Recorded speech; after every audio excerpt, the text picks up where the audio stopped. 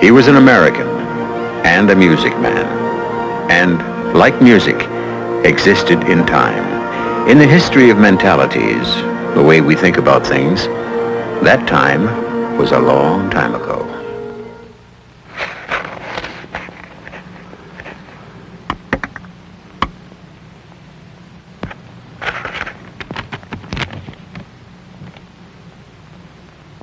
It was a time before knowledge and wisdom were stored in computer banks and technology taught us how to be. It was a time before electric entertainment, before the disembodied pulverizing pleasures of acetate and tape.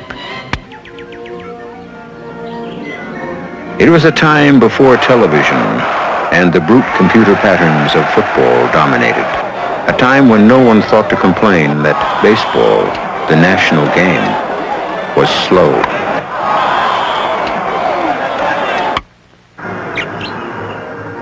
It was a time before news came instantly and unceasingly from everywhere to overload our senses and numb our emotions to what it means. It was a time before automobiles and their easy escape from family and self. It was a time when, if innocent perhaps, America's mentality was coherent. America dared to believe in itself, and so did he. He gave it all his gifts. He was an American. He was a music man. He was John Philip Sousa.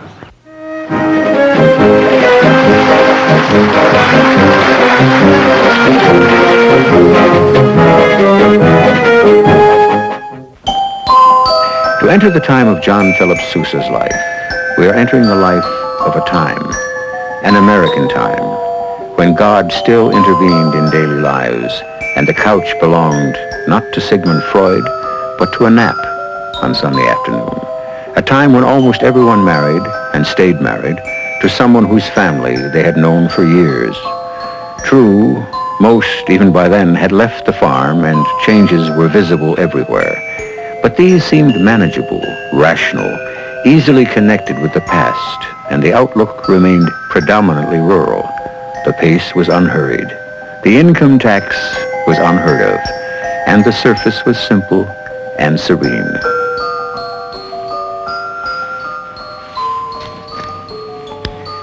Mostly the ice cream was still hand-cranked.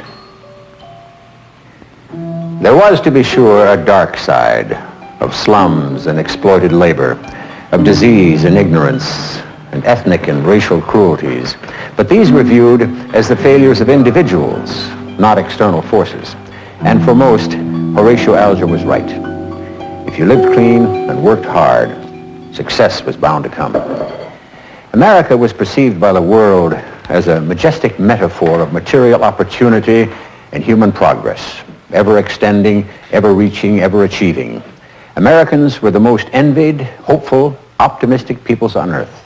Everything was possible, if not in one's own lifetime, for sure in the lives of one's children. It was an American time. As Walt Whitman said, "I hear America singing," and the chorus of American voices sounded confident and harmonious.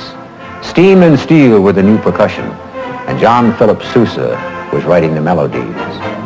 For more than 50 years, John Philip Sousa was a living embodiment of America's most cherished view of itself, and he was honored and revered as the nation's preeminent artist and entertainer. If the times sought Sousa, measure for measure, he did all in his power to seek his time and fulfill his destiny. He and his fabled Sousa band traveled tirelessly the length and breadth of the country and most of the Western world, over 1 million miles in a time before airplanes, to celebrate the places and purposes and the symbols and institutions of the United States of America. With a symbolism that embarrassed fiction might envy, it all began at the center, in the capital city of Washington, D.C., where John Philip Sousa was born, the first son and the third child of 10 children, on November 6, 1854, in this house on G Street, Southeast.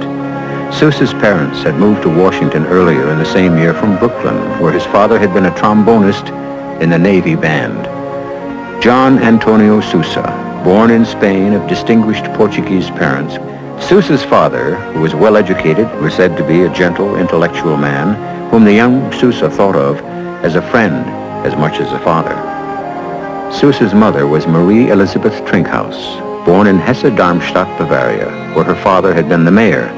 She married Sousa's father in 1849. It was she who nurtured the strong moral and work discipline that marked Sousa's adult life, and it was an unguarded family secret that John Philip was her favorite child. This is the Washington house that Sousa remembers as home. A skilled carpenter as well as musician, Sousa's father built this house in 1858 at the intersection of 7th and E Streets, southeast. Only 2 blocks away stood the Marine Barracks, home of the United States Marine Band. Sousa's father served in the Marine Band for nearly 25 years, but his son was destined to lead it and to bring the band and himself to musical distinction and worldwide fame.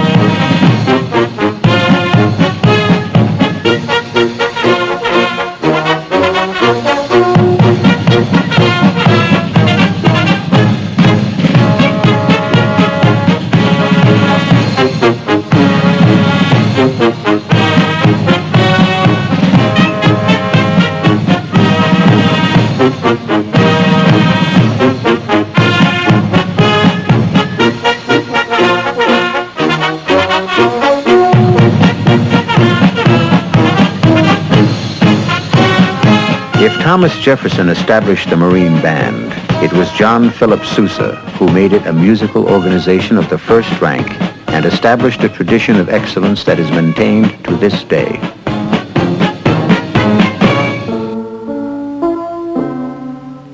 Sousa's personal musical genius showed itself early, and he began his training when he was only 8 years old. He had perfect pitch and quickly learned to sight-read compositions with astonishing ease. He studied 7 different instruments at the same time.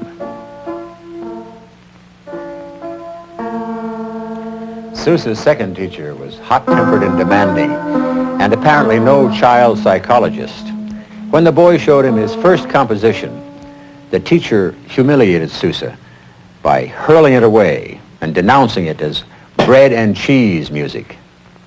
Sousa was 8 years old. After suffering further indignities over the next 2 years, the boy finally one day almost used his fists on the teacher and did declare that he was giving up music. Sousa's father, a wise man, said, "All right," and got the boy a job in an all-night bakery while he continued regular school all day. After 2 nights, young Sousa was totally exhausted. Then the father negotiated terms between his son and the music teacher, and Sousa's musical gifts evolved in peace. Sousa became a trained boxer and was attracted to that sport all his life. As John Philip Sousa was going through these crucible years of childhood, America was going through the tempering fire of civil war, and the presence of that was felt vividly in Washington, D.C. Federal troops were everywhere, and with them, military bands tattooed the daily air, making indelible and fateful impressions on the young John Philip Sousa. The war was seed time for the rich harvest of Sousa's love of country and the great martial compositions to come. This is the commandant's home at the Marine Barracks in Parade Field. Sousa eventually did much of his composing here, but that's a later part of the story. When Sousa was 13, he secretly agreed to accept the offer of a circus band leader to leave home and travel with a big top band. But Sousa's father, who had gotten wind of the plan, arranged with the Marine Commandant yet another plan, even more exciting to the youngster's imagination. On the morning Sousa was to join the circus, his father brought him here instead to the Marine Barracks and enlisted the boy in the Corps and the Marine Band as a boy or apprentice. Marine musician, third class. He also practiced here in the Marine Band's rehearsal hall.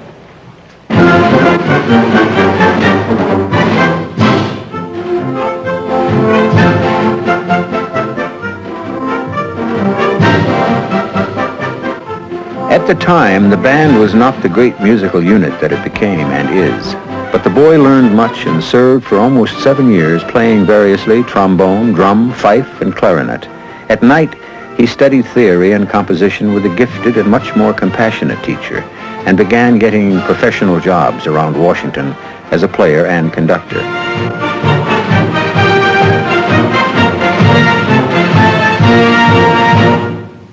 By age 20, Sousa had a mustache and had given up the security of the Marine Corps. Again, his compositions were spurned, this time by the leader of the band, and so he set out to make his own way in the world. His first compositions had been published, his very first, as early as 2 years before. That was Moonlight on the Potomac Waltzes, for which he may have gotten all of $5. Over the next 4 years, Sousa played or conducted with a number of orchestras and musical shows in various cities of the East and Middle West. Once he was conducting a show featuring nude girls in artful poses. Sousa barely escaped being arrested when the local police raided the show. In 1879, Sousa met Miss Jane Van Middlesworth Bellis of Philadelphia. She was an understudy in a production of HMS Pinafore that Sousa was conducting. And 10 months later, on December 30th, 1879, the couple got married. John Philip was 25 and Jane, or Jenny as Sousa called her, was 17.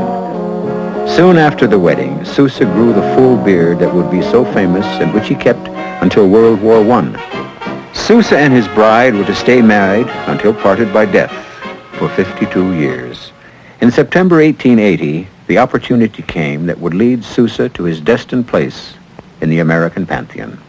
He was invited to re-enlist and take over as leader of the Marine Band. Though it meant a loss in income, this was for love, not money, and Sousa accepted eagerly.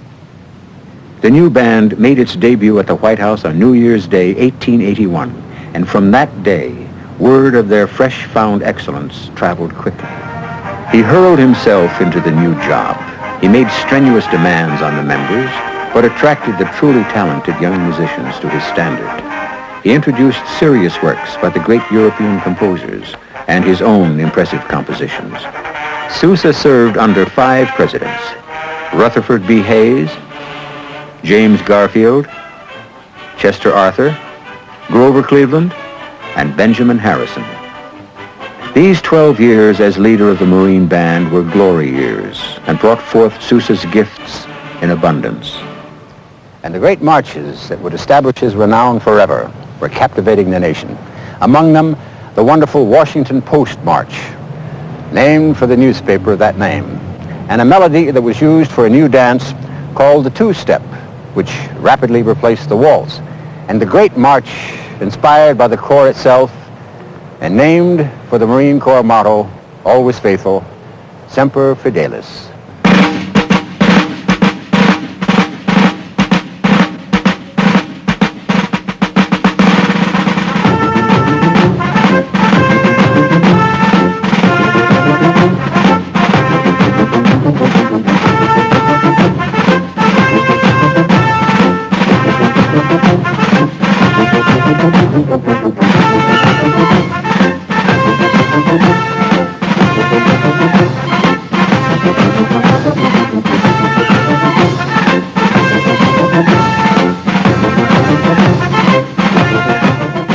A writer on music said, since Johann Strauss was known as the Waltz King, it was only fitting that Sousa should be called the March King.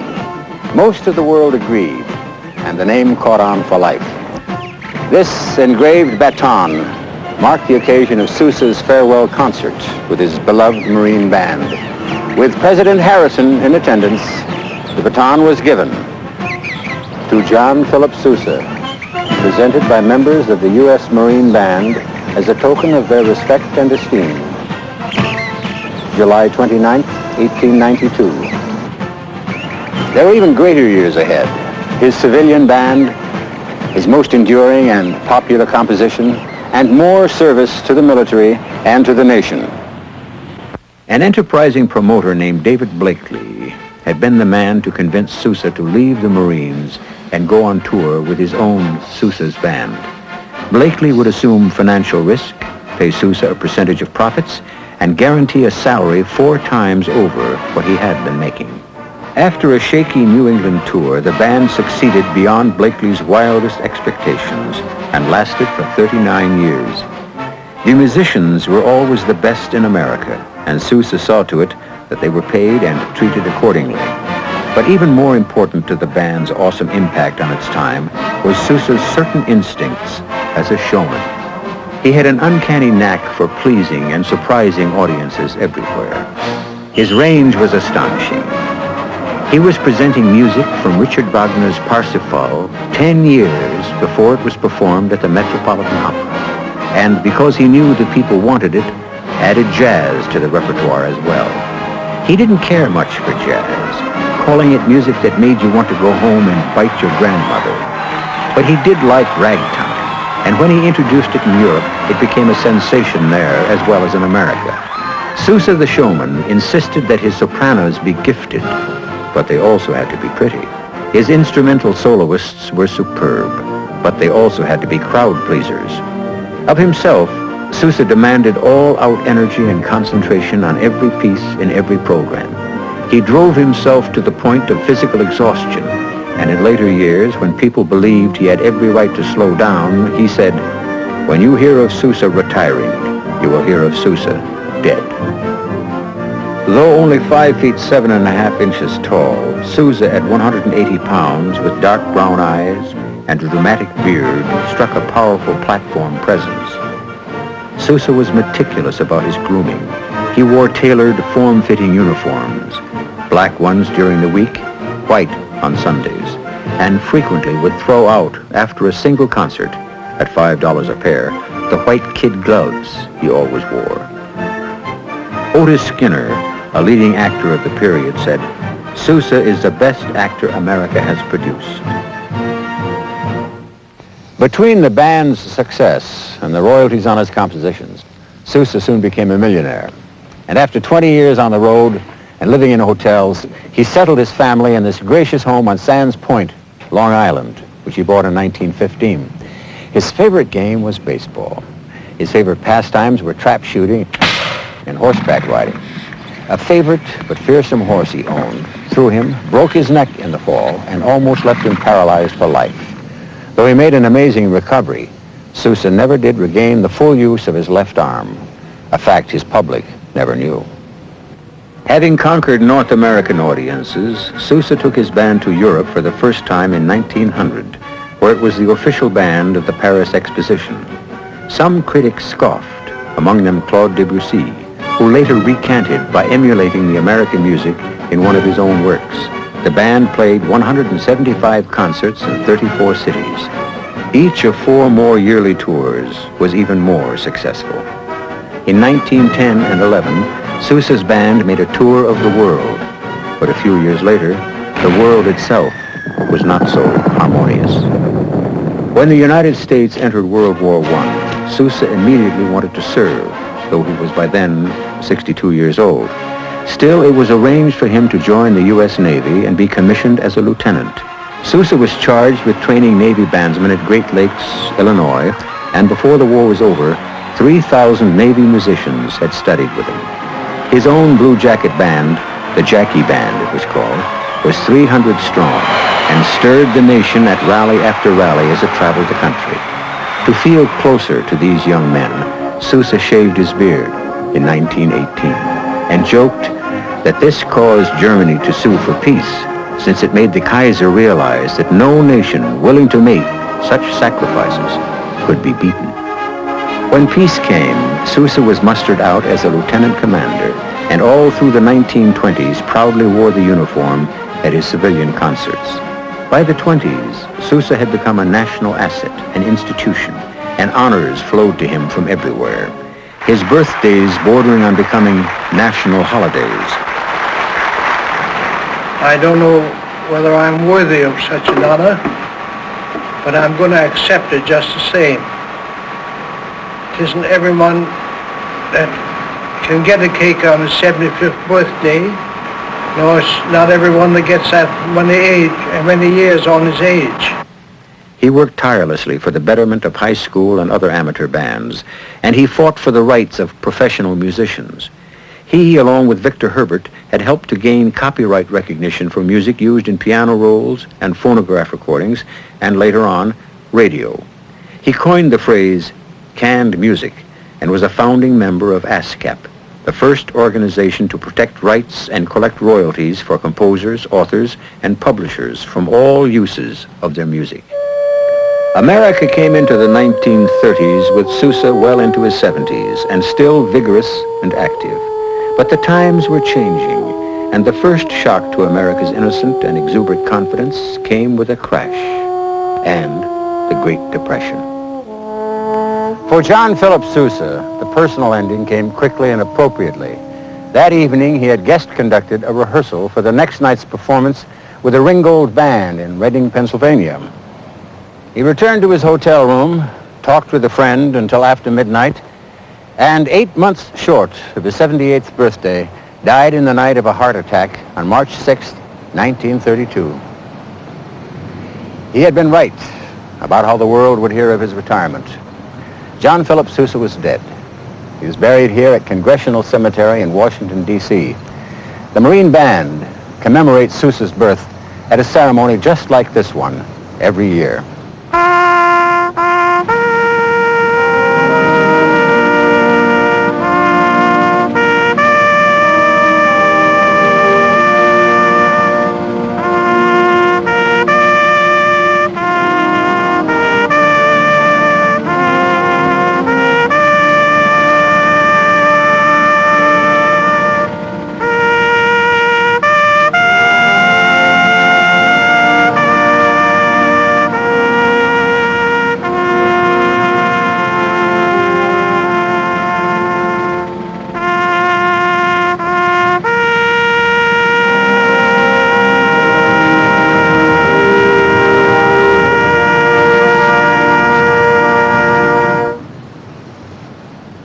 He wrote it himself, and with it, an anthem for America. He wrote it, he said, on shipboard, one night, standing by the railing, looking out over the ocean as he was returning from Europe to America. With divine inspiration, he said, it came to him totally, note for note, not one of which had to be changed when finally he set it down on paper. Forever, it says, John Philip Sousa was foremost an American and a music man. It was, fittingly, the last piece he conducted that night of the ending, and properly, the best last words I can say, the Stars and Stripes forever.